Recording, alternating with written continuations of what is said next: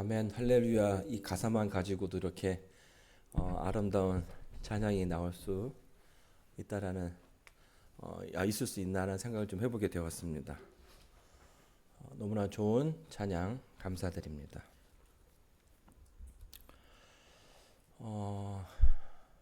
그 출애굽기를 이제 읽어보면서 이 10개의 재앙을 하나씩 아주 계속 같은 패턴으로 이렇게 넘어가는 이야기지만 그 10개의 재앙을 하나씩 넘어갈 때에 이스라엘 백성들이 어떤 생각을 했을까라는 생각을 좀 해보게 되었습니다. 만약 내가 그 자리에 있었다면 어땠을까? 어떤 마음이었을까? 하나님께서 정말 확 다가오는 그런 느낌이었을까? 아니면 뭔가 좀 흔들리는 그런 마음이었을까? 장석주 시인이 이런 시를 썼습니다. 대추를 보면서 이제 대추 한 알이라는 제목인데요. 적의 저절로 불거질 리는 없다. 저 안에 태풍 몇 개, 저 안에 천둥 몇 개, 저 안에 벼락 몇 개, 저 안에 번개 몇 개가 들어 있어서 붉게 익는 것일 게다. 적이 혼자서 둥그러질 리는 없다. 저 안에 무설이 내리는 몇 밤, 저 안에 땡볕 두어 달, 저 안에 초승달 몇 날이 들어서서 둥글게 만드는 것일 게다. 대추야, 너는 세상과 통해왔구나. 가을은 모든 것이 익어가는 시기입니다. 근데 이 장석주 시인은 그 대추 하나를 손에 쥐고선 많은 생각을 하게 되죠. 우리에게 있었던 태풍과 천둥, 번개는 두려움과 공포의 대상이 될 수 있습니다. 그리고 무서운 그 밤, 혼자 지내기 힘든 그 시절이 또 우리에게는 우리에게 잊지 않기를 원하는 그런 날들이 되는 거죠. 그런데 시인은 그 어려움들 가운데 대추가 연걸어가고 자라고 익어갔다고 이야기하는 것입니다. 우리가 기대하지 않은 일들이 종종 일어나는 경험들을 하게 됩니다.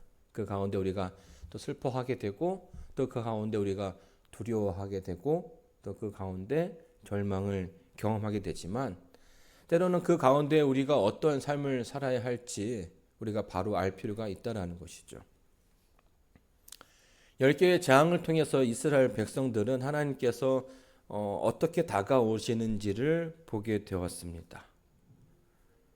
이 시간 그 10개의 재앙을 하나씩 좀 살펴보도록 하겠습니다. 여러분, 그 첫 번째 재앙을 기억하십니까? 하나님께서 이스라엘 백성들이 애굽에게 내렸던 첫 번째 재앙은 나일강이 핏물로 변하는 겁니다. 근데 이 재앙은요, 단순하게 애굽의 왕을 벌주기 겁주기 위한 퍼포먼스가 아니라 애굽을 가게 되면 애굽의 대부분 모든 것들이 다 신격화되어 있습니다. 그들이 살아갈 때에, 그들이 농사를 지을 때에 조금이나마 자기들에게 피해를 준다 싶으면 그 대상을 신으로 신격화해가지고 그들을 섬기고 그들이 자신들을 좀 잘 돌보아 달라고 그렇게 제사를 드리는 민족이었어요. 그래서 아주 하찮은 것까지도 다 신의 모습을 하고 있다라는 것입니다. 특별히 나일강은요, 애굽에 있어도 굉장히 유익한 그런 강이었죠. 이 강에는 이 나일강의 범람을 관장하는 하피신이라는 신이 있습니다. 그리고 또 여러 그 신들이 함께 있는데 하나님께서 이 나일강을 핏빛으로 바꿈으로써 그 나일강을 주관하고 있는 신들을 처벌하는 모습으로 그들에게 비춰졌다라는 것이에요. 그래서 이스라엘 당시에 그 나일강에 있는 사람들은 강에서 물을 얻지 못하고 땅을 파서 물을 얻어야만 했습니다. 그리고 두 번째 재앙이 뭔지 기억하십니까? 두 번째는 개구리가 사방에서 물에서 이제 올라왔죠. 이 개구리도요, 애굽의 신 가운데 하나였습니다. 특별히 출산과 생명과 회복을 관장하는 헤케트라는 신이었죠. 하나님께서 이 신을 저격을 하게 됩니다. 세 번째는 뭡니까? 세 번째 신은 이의 신이죠. 이를 이렇게 나오게끔 해가지고 사람들을 굉장히 곤욕스럽게 만들었습니다. 이것은 애굽의 그 대지의 신인 게부를 겨냥한 재앙이었습니다. 네 번째는 파리가 가득하게 됩니다.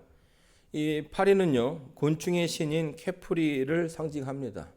그래서 이 캐프리는 어떤 모습이냐면 이 새똥구리의 모습을 하고 있습니다. 그래서 애굽에 등장하는 그런 여러 애굽의 그 옛날 이집트의 영화를 보게 되면 이 새똥구들이 굉장히 많이 등장하는 모습들을 보게 되는데 그것이 신을 또 상징하기도 한다라는 것이죠. 이 신은요 부활을 상징합니다. 그리고 다섯 번째는 가축들이 또 죽게 되죠. 악질에 걸려 죽게 되는데 여러분 아시는 것처럼 애굽의 신 가운데 하토르와 아피스라는 신이 있는데 그 신들은 소의 모습을 형상을 담고 있습니다. 여섯 번째는 악성 종기입니다. 이 악성 종기는요 사람들이 몸에 나가지고 굉장히 힘들게 했는데 이것은 애굽의 그 의술과 또 치유를 담당하고 있는 임홉텝이라는 신을 저격하였다라고 설명해 주고 있습니다. 그러니까 애굽의 신도 하나님께서 주는 그 질병을 감당할 수 없다라는 것을 상징하는 거죠. 또 일곱 번째 신은 우박을 내림으로써 그들이 1년 동안 잘 가꾸었던 농사를 망치게 됩니다. 이것은 하늘의 여신인 누트와 대기의 신인 슈 그리고 농업의 신인 오시리스를 저격했다라고 이야기합니다. 특별히 예로부터 이 농업은요 신들이 또 개입한다라고 많이들 생각을 했습니다. 그래서 저희들 그 단군 신화를 보게 되면 거기서도 이 우리를 도왔던 그런 신들이 농사를 짓기에 많은 도움을 주었다라는 그런 얘기를 우리가 들어왔습니다. 여덟 번째 신은요 메뚜기가 땅을 덮은 그런 재앙이었습니다. 이 재앙으로서 농지의 신이었던 세트와 곡물의 신인 네페리를 저격했다라고 이야기하고요. 그리고 아홉 번째는 어떤 재앙이었습니까? 암흑이 3일 동안 지속이 됐죠. 애굽의 가장 강한 신, 최고의 신 가운데 하나가 태양신 라입니다. 이 라는요, 바로의 아버지라고도 형상이 됐죠. 그래서 바로는 태양신의 아들이라는 의미를 가지고 있습니다. 근데 여기 보게 되면 이 태양신의 줄기에 뭐가 있습니까? 뱀의 모습을 하고 있죠. 뱀이 그 태양을 감싸고 있는 것으로 묘사되고 있는데 우리가 잘 아는 것처럼 파라오의 그 모습에도 이 뱀이 그 머리를 감싸고 있는 그래서 이 파라오는 태양신의 아들이라는 그 뜻을 갖고 있습니다. 그런데 하나님께서 그 태양신을 모습이 드러나지 않게 함으로써 하나님께서 그들의 신보다 더 세다라는 것을 드러내신 거죠. 그리고 마지막 신이 뭡니까? 마지막 재앙이 뭡니까? 장자들을 하나님께서 취하시는 그런 형벌을 그들에게 내리셨습니다. 이 마지막 재앙은요, 하나님께서 이 바로를 직접적으로 저격하신 거죠. 타격을 준 겁니다. 왜냐하면 여러분 아시는 것처럼 이 출애굽기의 시작을 보게 되면 바로가 이스라엘 백성들에게 어떻게 합니까? 그 숫자가 점점 좀 많아지니까 이스라엘의 아들들을 다 죽이라는 그런 명령을 내렸습니다. 그래서 하나님께서 이 바로의 이제 그런 것들을 다 갚아주시는 그런 의미에서 모든 신들 이 바로를 치시고 또 열재앙을 통해서 하나님께서 그 애굽의 모든 신들보다 위에 계심을 드러냈고요. 그 신들과의 싸움에서 이기셨음을 보여주고 있습니다. 그래서 이 출애굽기 12장 22절에 보게 되면 그 장면을 이렇게 묘사해 주고 있습니다. 내가 그 밤에 애굽 땅에 두루 다니며 사람이나 짐승을 막론하고 애굽 땅에 있는 모든 처음 난 것을 다 치고 애굽의 모든 신들을 내가 신발하리니 나는 여호와라. 이 비극 앞에서 무능한 애굽의 신들은 침묵할 수밖에 없었습니다. 아무도 하나님의 그 능력 가운데서 애굽을 건져낼 자가 없었던 거죠. 하나님께서 아브라함에게 약속하셨습니다. 아까 저희가 처음 읽었던 그 창세기 12장 3절에 너를 축복하는 자는 내가 축복하겠고 너를 저주하는 자는 내가 저주하겠다라는 말씀, 이것이 성취가 되는 그런 모습을 우리 역사 가운데서 다시 한번 확인할 수 있게 되는 것이고요. 이 약속은 이 마지막 시대를 살아가고 있는 우리들에게도 여전히 해당되는 그런 위로의 약속이라고 생각이 됩니다. 자, 그런데요, 이렇게 10개의 재앙이 하나씩 이루어져 가고 있을 때에 애굽의 백성들도 애굽의 그 백성들의 그 어떤 반응도 이렇게 둘로 나눠지게 되었을 것입니다. 왜냐하면 한 나라가 망하게 될 때를 보게 되면 그 가운데서 의견이 나눠지는 것을 좀 볼 수가 있어요. 이 조선 말기와 이 대한제국 초기에 보게 되면 그 일제 침략 가운데서 조선인들이 두 부류로 나눠지게 됩니다.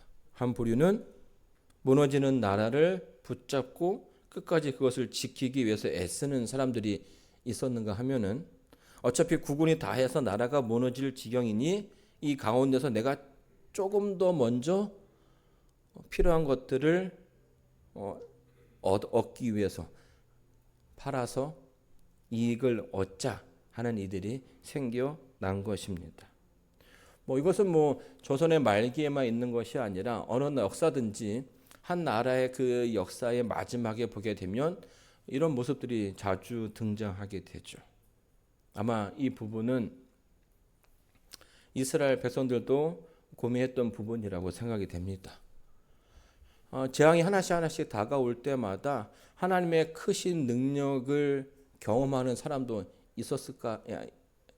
있었겠지만 또 반대로 이 재앙이 점점 좀 다가오면서 그 재앙 가운데 애굽의 사람들이 이스라엘 백성들을 향한 그 반감도 점점점 커졌다라는 거죠. 그러면 그 가운데서 내가 어떻게 살아가야 하는가에 대한 결정을 할 수밖에 없는 거예요. 하나님께서는요, 분명 요셉을 통해서 이렇게 얘기하셨습니다. 그 형제들에게 이르되 나는 주구나 하나님이 너희를 권하시고 너희를 이 땅에서 인도하여 내사 아브라함과 이삭과 야곱에게 맹세하신 땅에 이르게 하시리라. 요셉을 통해서 다시 한번 그들에게 약속하신 하나님의 그 말씀을 꺼내주신 거예요. 하나님께서 분명히 너희들을 여기에서 살게끔 할 것이 아니라 너희들을 저 약속의 땅 가나안으로 이끌어 주실 거다라는 약속을 회상하게끔 했던 거죠. 자, 그런데 이 430년이라는 시간 동안 이스라엘 백성들은 이 약속에 대해서 확신을 점점 잃어가게 되었다라는 겁니다. 왜냐하면 그들의 그 신앙 가운데 하나님이 천지를 지으시고 이 세상에 유일하신 하나님이라는 사실을 믿어왔지만 당시 그 애굽은 어떤 나라였습니까? 그 시대의 가장 강력한 나라였죠. 그 강력한 그 왕의 모습 앞에서 그들이 믿어왔던 하나님의 모습을 증거하기가 그렇게 쉽지 않았다라는 거예요. 더군다나 그들의 그 위치가 신분적인 그 포지션이 뭡니까? 노예죠. 우리 하나님이 당신의 하나님보다 당신의 신보다 더 큽니다라고 자신에게 얘기할 수 있는 사람이 많지 않았다라는 거예요. 왜냐하면 그들이 지금 처해 있는 그 상황이 그 이야기를 증거하기가 너무 부족하고 힘들었다라는 거예요. 적어도 우리의 하나님이 최고다라고 얘기할 때에는 어떤 일이 생겨야 됩니까? 정말 뭔가 강력하고 능력 있는 그런 모습이 그들에게 보여줘야 한다라는 거예요. 근데 이제 그렇지 않은 현실 가운데서 많은 이스라엘 백성들이 그들이 가진 그 믿음에 대해서 고민하고 또 어렵게 생각할 수 있다라는 것입니다. 자, 여러분께 질문 하나 드리도록 하겠습니다. 여러분, 샌들을 신고 마라톤을 하면 우승할 수 있을까요? 여러분 어떻게 생각하십니까? 우리는 우승할 절대로 참석하면 발가락도 다 망가지고 우승은 생각지도 못할 거다라고 이야기를 하죠. 그런데 태국의 한 회사가 빙이라는 브랜드인데요. 그 회사가 이 프리플랍 형태의 마라톤화를 만들기 시작했어요. 그 회사의 사장이 그것을 만들기 시작했을 때 사람들의 반응은 어땠을까요? 네가 정말 돈이 많구나. 망하는 것을 두려워하지 않는다라는 그런 얘기들을 많이 들어왔어요. 그런데 이 정말 말도 안 되는 일이 일어났다라는 겁니다. 2025년 1월 12일에 태국의 콩케 마라톤 대회에서 이 케냐 선수가 이 신발을 신고선 마라톤에 나가서 1등을 했어요. 2시간 13분. 물론 이제 다른 예전에 어떤 그런 경기들에 비하면 뭐 이렇게 신기록을 세우거나 그러지는 않았지만 그는 당당하게 이 샌들을 신고선 마라톤에 우승했다라는 겁니다. 한 명은 그럴 수 있지 않느냐라고 이야기할 수 있겠지만 여러분 그 넷플릭스에 보게 되면 로레나라는 한 젊은 여인이 치마를 입고 샌들을 신고 산악 마라톤 50km를 완주를 하고요. 거기서 1등을 하게 됩니다. 사람들이 처음에 그 장면을 보고 굉장히 웃었죠. 이 산악 마라톤이라는 것은 굉장히 험한 산을 뛰어다녀야 되고요. 또 복장이 굉장히 중요하기 때문에 이렇게 걸리적거리는 복장은 힘들다라는 거예요. 근데 전통 의상인 치마를 입고 샌들을 신고 산을 뛰어넘어서 1등을 했다라는 거죠. 때로는 우리가 기대하지 못했던 일들이 우리의 삶 가운데 있다라는 거예요. 보여지는 것이 전부가 아니라 확신 있는 믿음 있는 사람들이 그 모습을 이어갈 때 세상은 크게 놀란다라는 것입니다. 때로는 우리의 삶 가운데 참 어려운 일들이 많이 있게 됩니다. 그리고 그 상황만으로서는 도저히 이 길을 뚫어갈 수 없다라고 생각할 때가 있는 것이죠. 그래서 그 상황 가운데 살고 있는 신앙인들은 때로는 그 신앙에 대한 그 가치에 대해서 많이 고민하는 거예요. 세상이 이렇게 변하고 있는데 내가 지금 믿고 있는 이 가치가 정말로 필요한 것인가? 아니면 더 가볍게, 더 자유롭게 이것을 좀 내버려 두고 새롭게 살아야 하는가? 이런 고민을 하고 있는 것이죠. 그래서 어떤 이들은 하나님을 믿는 이스라엘 백성이지만 하나님을 점점 잃어버리면서 살아가고 있는 것입니다. 물에 술 탄 듯 솔에 물 탄 듯 때로는 신앙이 우리에게 짐이 되어진다고 생각하면서 살아가는 것이죠. 이러한 때에 이 선택의 때에 아예 일찌감치 나는 이것을 가겠다라고 결심한 분들에게는 큰 어려움이 없습니다. 그냥 세상이 어떤 그 소리는 그래 뭐 지져라 나는 그냥 내 길 가겠다 하시는 분들에게는 전혀 뭐 요동이 없죠. 그런데 그 가운데서 이렇게 있는 사람들은 참 힘들다라는 거예요. 이것도 아니고 저것도 아닌 그런 가운데서 많이 고생하고요. 밖에 있자니 또 그것도 좀 안 된 것 같고 또 안에 있자니 이것도 확신이 안 서는 거죠. 하나님께서 그런 이스라엘 백성들을 바라보면서 어떻게 하실까라는 생각들을 좀 많이 했을까라고 생각이 됩니다. 왜냐하면 그들이 하나님의 능력을 통해서 하나님의 모습을 보여줬지만 그 능력이 그들을 완전하게 변하게 하지는 못했다라는 것이에요. 이 부조 선지자에 보게 되면은 이렇게 설명해 주고 있습니다. 이스라엘 백성이 애굽 떠나기를 싫어할 만큼 부패하지 않았더라면 모세의 직무는 훨씬 더 쉬웠을 것이었다. 그러니까 이미 그들의 그 신앙이 많이 희석이 되고 하나님에 대한 그 확신이 부족했다는 얘기를 해주고 있는 것이죠. 그리고 가나안에 가야 되지만 그 낯선 땅에 대한 두려움과 또 거기에서 그 과정 가운데 본인들에게 다가오는 그 어려움을 생각했을 때에 그것을 쉽게 받아들이지 못했다라는 얘기입니다. 이 준비가 되지 않은 사람들을 끌고 가는 것처럼 어려운 것이 없죠. 같이 가자고 하면 그게 되는 건데 이걸 밀고선 떠밀고선 가야 하려면 그것만큼 힘든 일이 없다라는 거예요. 이거는 모두가 다 지치는 일이 되는 거죠. 준비되지 않은 이스라엘 백성들을 위해서 하나님께서 또 사용하신 것이 이 10개의 재앙이라고 생각이 됩니다. 하나님은 분명히 한 번의 재앙으로서 애굽을 완전하게 멸망시킬 수 있는 그런 분이셨습니다. 그러나 그것을 한 번에 끝난 것이 아니라 10번을 통해서 하나님께서 원하시는 그 목적을 이루어 가셨죠. 이 재앙이 하나씩 더해질 때마다 이스라엘 백성들은 어떠한 생각을 해야 했을까요? 어떤 마음이 들었을까요?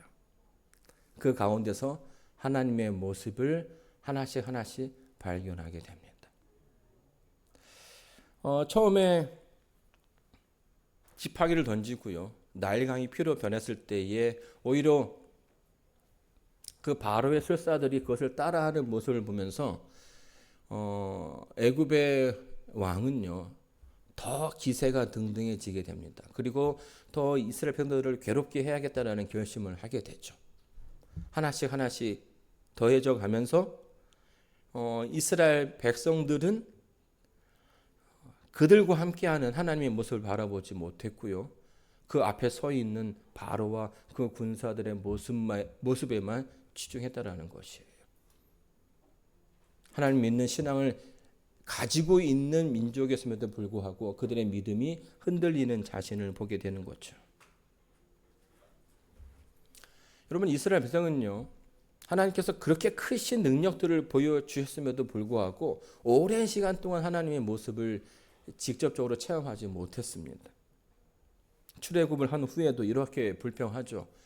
그들에게 이르되 우리가 애굽 땅에서 고기 가마 곁에 앉았던 때와 떡을 배불리 먹었던 때에 여호와의 손에 죽었더라면 좋았을 것을 너희가 이 광야로 우리를 인도하여 내어 이 온 회중으로 주려 죽게 하는도다. 여러분 이스라엘 백성들의 그 삶을 보게 되면 그들이 결코 고기를 배부르게 먹은 적이 없었다는 사실을 발견하게 됩니다. 그러나 그럼에도 불구하고 뭐한 겁니까? 그 시절이 더 낫다라고 생각하는 거죠.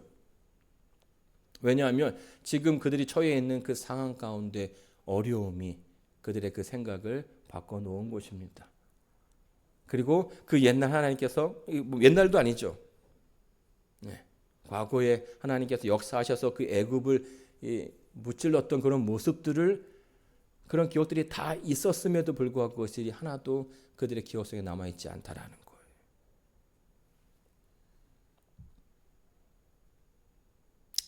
여러분 이쯤 되면 열재앙을 경험하게 되고 홍해를 건너고 하나님께서 그들을 이끄시는 그 길에서 가나안을 향하고 있다면 그 어려움을 만나는 가운데서 적어도 그들이 선택해야 하는 행동이 있다면 그것이 무엇일까요? 만약 여러분들이 그 가운데 계시다면 어떻게 해야 될까요? 아마 그들은 그 앞에서 하나님의 뜻이 무엇인지 더 깊게 생각을 했어야 할 필요가 있다고 봅니다. 그리고 그들은 하나님께 불평하기보다는 무릎 꿇고 기도해야 되는 것이 먼저였던 거죠. 그러나 그들은 무릎 꿇지 않았습니다. 하나님께 기도하지 않았다라는 거. 왜냐하면 그것이 그들의 그 삶 속에 있던 모습이 아닌 거예요. 하나님 앞에 나아가는 것이 어색했던 거죠. 생소하기도 하고 부끄럽기도 하고요. 근데 이게 오늘날 우리의 모습과 크게 다르지 않다라는 것입니다. 여러분, 여러분의 인생에 어려움을 만날 때 여러분은 어떻게 행동하십니까? 하나님 말씀대로 기도하십니까? 하나님께 모든 것을 맡기고 의지하십니까? 제가 요즘은요, 교회를 다닐 때 찬미가를 항상 가지고 다녀야겠다는 생각을 좀 하게 됩니다. 워낙 좋은 기기, 뭐 핸드폰도 있고 뭐 아이패드도 있고 해가지고 언제든지 그 찬미를 찾아서 볼 수 있지만 이 찬미만큼은 좀 더 특별하게 다가오는 것 같아요. 제가 이제 유학을 오는 그 시기에 이 찬미가가 바뀌게 됩니다. 그래서 예전에 있던 그 찬미가를 쓸 수가 없는 거예요. 근데 이제 그 찰나에 이렇게 바뀌니까 이제는 뭐 찬미가 뭐 99장 하면 거기 예수님의 탄생에 대한 이야기가 나온다라는 걸 다 알고요. 몇 장이면 뭐 제목이 뭐다 이렇게 알았는데 이제는 이 찬미가 어디 있는지를 찾아볼 수가 없는 거예요. 나도 모르는 사이에 이 찬미가가 너무 멀게 느껴지는 거죠. 우리 인생에 이런 일들이 종종 일어나고 있다라는 거예요. 편한 삶을 추구하다 보니까 하나님의 말씀을 보는 것도 하나님께 기도하는 것도 하나님을 찬미하는 것이 점점 어색해지는 시기가 되고 만 것이죠. 여러분 이런 가운데 우리가 어떻게 이 세상을 하나님의 자녀로서 살아갈 수 있겠습니까? 애굽에 내려진 10개의 재앙은요, 단순하게 하나님께서 애굽의 신들을 이기기 위함이 아니었습니다. 이것은 이스라엘 백성들을 교육시키기 위함이었어요. 하나님을 알게 하기 위한 하나님의 도구였던 것이죠. 그들이 10번이라는 시간을 하나님을 경험할 수 있는 기회를 얻게 된 것이에요. 나일강을 피로 물들었을 때에 바로가 더 그들의 그 노역을 더 힘들게 만들었습니다. 이제 끝났다. 우리는 망했다라고 생각했지만 하나님께서 또 다른 재앙을 그들에게 내리시고요. 그 재앙 하나씩 더해지는 그 가운데 아주 이상한 것을 발견하게 되는 거예요. 그 재앙이 애굽의 백성들에게 내려지는데요. 하나님의 백성에게는 그 재앙이 내려지지 않는 모습을 보게 됩니다. 그들이 비록 애굽의 왕에 의해서 삶이 좀 피곤하지만 그 재앙 가운데서 보호받고 있다는 사실을 그들이 알게 되는 거예요. 그들의 신이 하나님이 나를 기억하고 있고 내가 누구인지를 알고 있다는 사실을 그들이 경험하기 시작했습니다. 출애굽기 8장 19절에 보게 되면 이런 과정이 계속 반복되다 보니까 바로의 술객들도 바로의 신하들도 그것을 인지하기 시작합니다. 술객이 바로에게 고하되 이는 하나님의 권능이니이다. 하나 바로의 마음이 강팍해 되어 그들을 듣지 아니하였으니 여호와의 말씀과 같더라. 무슨 말입니까? 모두가 다 알고 있는데 그 가운데 어떤 사람은 그것을 인정하려 들지 않는다라는 거예요. 바로의 신하들도 이것이 하나님의 능력이라는 것을 인지할 정도로 하나님은 당신의 모습을 모든 사람들에게 드러내셨습니다. 여러분 배추를 절일 때에 소금을 얼마나 넣어야 될까요? 적당히 넣어야 되죠. 적당히. 근데 여러분 이 적당히가 굉장히 애매한 말인 거 아시죠? 어머니가 소금 더 넣어 하면은 얼만큼 넣으라 하면은 적당히 넣으라고 얘기하는데 이 적당히는 경험해 보지 못하면 알 수 없는 단어라는 거예요. 얼만큼 넣어야 이게 잘 절여지는지 경험을 통한 사람들은 알 수 있는 거죠. 그런데 그 경험이 전무한 사람은 이 적당이라는 단어가 다가오지 않는 것입니다. 여러분, 우리의 믿음은 어디에 근거해서 세워지고 있습니까? 여러분의 믿음은 하나님과의 그 만남을 통해서 이렇게 만들어져 가는 것입니까? 아니면 그냥 지식적인 부분에서 만들어지는 것입니까? 우리가 이 부분에서 고민해 볼 필요가 있다라는 것이에요. 이스라엘 백성들은요 40년 동안 하나님과 동행하게 됩니다. 처음엔 잘 못했어요. 그래서 전쟁에 나갈 때에 그들의 의지만 앞서서 나가기도 했고요. 또 하나님의 약속을 믿지 못하고 의심하는 가운데 큰 패배를 경험하기도 합니다. 그러나 40년 동안 하나님과 계속 지지고 볶고 하면서 뭐 하나 배웠어요? 하나님께서 우리와 함께 하시는구나. 우리가 하나님과 함께 할 때 이길 수 없는 싸움도 이기게 되는구나라는 것을 그들이 몸으로 체험하게 되었다라는 겁니다. 여러분, 이것이 우리의 그 삶 속에 필요하게 됩니다. 하나님께서는요, 여러분의 그 평생에 여러분의 곁에 계십니다. 여러분을 축복하는 자에게는 축복하겠다고 약속하셨고, 여러분을 저주하는 자에게는 저주하겠다고 말씀해 주셨어요. 또한 세상 가운데서 애굽과 이스라엘 백성을 구별함으로써 당신의 그 백성들이 아무런 손해도 당치 않도록 미리 이끌어 주셨다라는 거예요.